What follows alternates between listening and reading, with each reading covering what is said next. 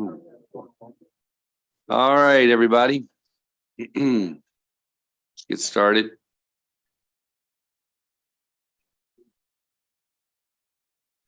First off, we all so our calendar didn't make it on the thing today, so just hold your folders. If you didn't already, leave them on the floor. It'll be tomorrow. Mr. Chairman. Yes. There are folders in my desk from last week's bills that I gave. I just leave them there? We'll get them. Okay. Yeah. Kim says we'll get them. So we'll get them. They're in her desk. I usually bring them back, but this is. It used to be the rule, you were not allowed to touch them. You had to leave them in your desk. Is that right? Okay. I don't want to get in trouble. All right. So please leave in your floor desk. On the floor. No, in. In your desk on Look. In. All right. We've got 4 bills. Little space filler today. So we got capital at 2. And we have 22 bills tomorrow.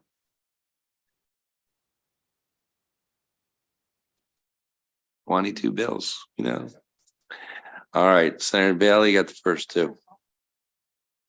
Huh? Center Health. That's you first. I Oh, just didn't.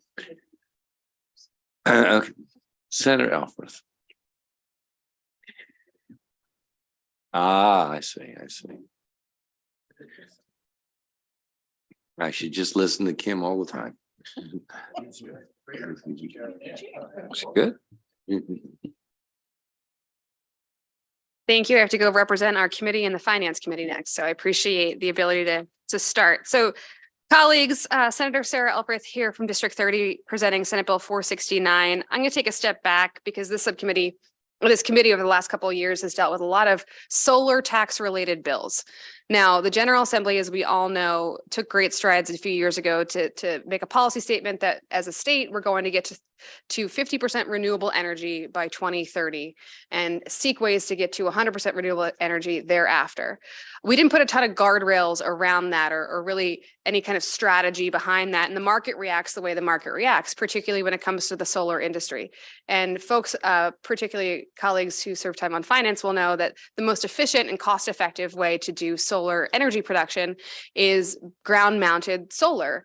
A lot of that time, it occurs where there's current open space. So in certain circumstances, prime agricultural land in many of our counties are utilized for solar production. In some cases, we are clear cutting forest in order to make space for solar production. Fortunately, we are not like the state of Virginia right now, which is losing thousands and thousands of acres a year of prime forest land for solar production. But we don't have many guardrails beyond our local zoning laws and around our forest conservation laws to really guide our production here. So I've been thinking about this all year. The chair tasked me with coming up with a more efficient tax strategy around solar production so that we can guide that production and in other ways, in ways that we can incentivize more rooftop solar, incentivize parking canopy structures and things like that. I took a deep dive into some tax policies around the country. Nothing really fit here in Maryland, but what I didn't want is for this committee to take all the one-off solar tax bills we've seen for the last couple of years that have all done great things. We've incentivized community solar production. We've incentivized solar production for the use of low and moderate income households. But again, they've been one-off bills with not a real strategy behind our tax policy. So, Mr. Chair, that's where Senate Bill 469 came in. I wasn't able to find a clean solution for us. So I wanted to see if we can't come together and put together a task force, which I know seems like we're kicking the can down the road.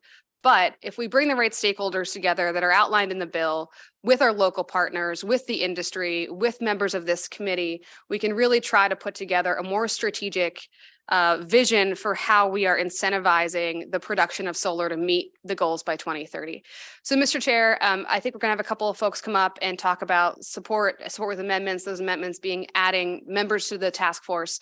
But at the end of the day, I hope this task force can get to work with our new head of Maryland Energy Administration, come back to this body and this committee next year with a more streamlined and strategic approach to our solar tax policy in the state. And with that, Mr. Chair, I respectfully request a favorable report for Senate Bill 469.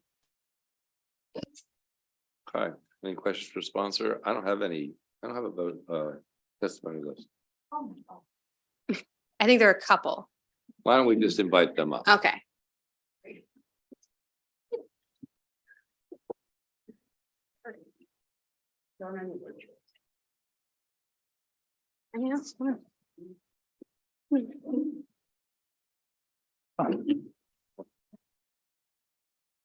Be next meeting. She's on the task force.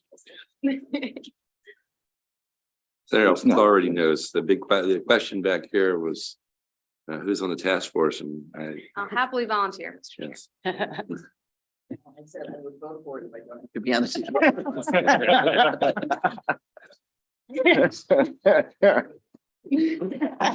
Well, on that note, Ellie Cowan from Compass Advocacy on behalf of the Chesapeake Solar and Storage Association, or CHESA, in support of Senate Bill 469.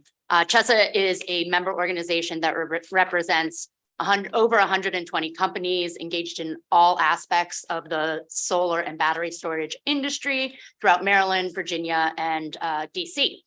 And as the senator mentioned, Maryland's already taken many crucial steps in incentivizing solar. But what we appreciate about this bill is that it takes a step back and is going to take a comprehensive look at these incentives and consults with the industry as well as local stakeholders to explore remaining ways to incentivize solar energy, which we know we need to reach the state's very ambitious renewable energy goals.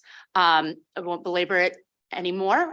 We request a favorable report of Senate Bill 469.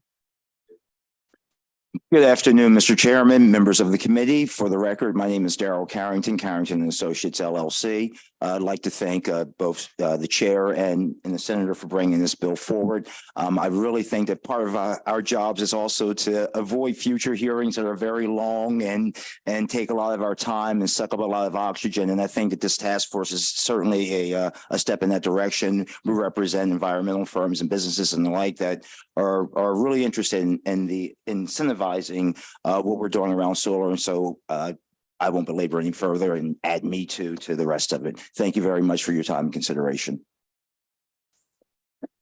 Good afternoon, Mr. Chair, members of the committee. Justin Fiore here on behalf of the Maryland Municipal League in support of Senate Bill 469. We very much appreciate the approach taken here. Want to meet through the rest and appreciate the seat. Thank you.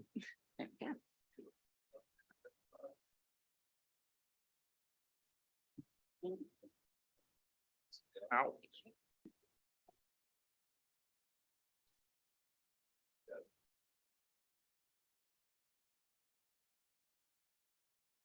Thank you, Mr. Chairman, distinguished members of the committee.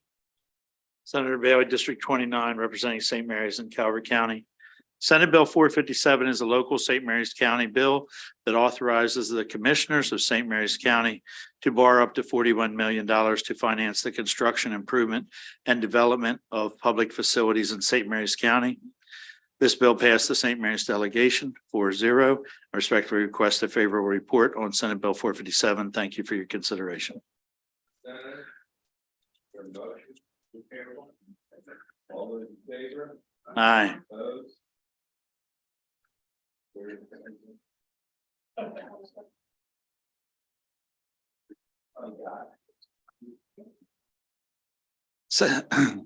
Senate Bill 458 is the St. Mary's County. Oh, excuse me.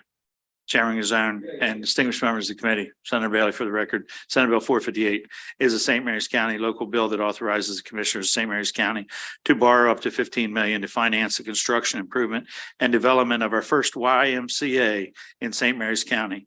This authority is contingent on the YMCA initiating a capital campaign, which raises approximately $4 million in St. Mary's County from the public at large.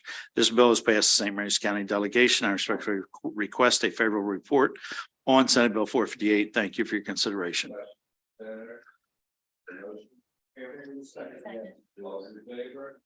Aye.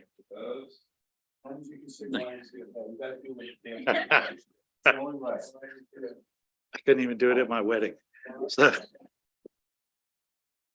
Thank you.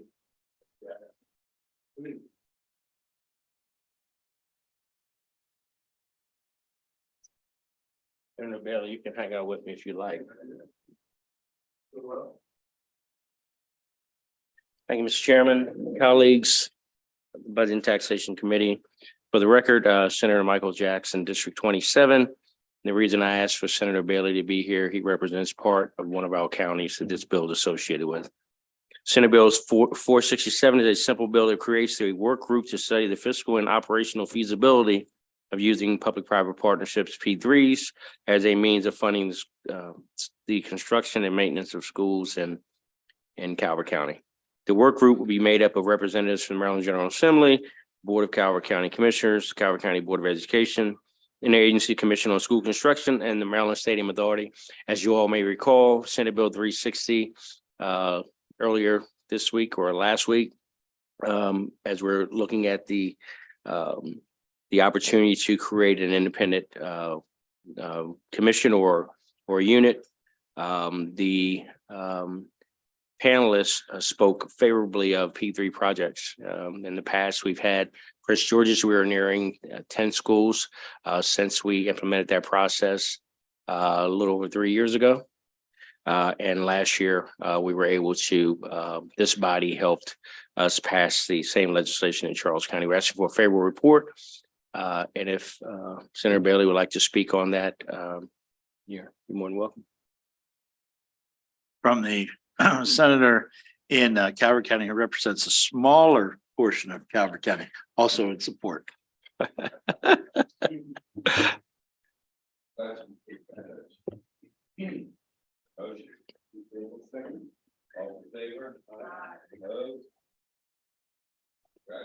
Thank you all Thank very you. much. All right. Amen.